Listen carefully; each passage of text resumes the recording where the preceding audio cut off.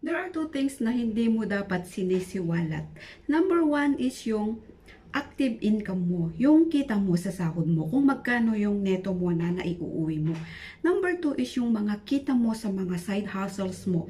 For example, yung mga investments mo, mga paupahan, or the likes.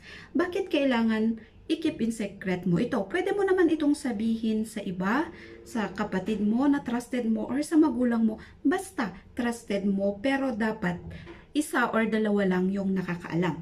Ikaw at yung trusted mo or yung isa pa. So, tatlo kayo. Bakit hindi mo kailangan itong isiwalat? Okay, let me tell you.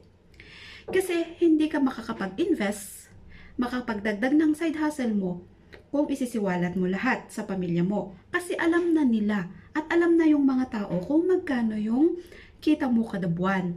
At kapag hindi ka nagpautang sa mga taong mangungutang sa'yo, ikaw pa yung masama. Kasi alam nila na meron ka. Hindi nila alam na meron kang pinaglalaanan na different brackets, di po ba?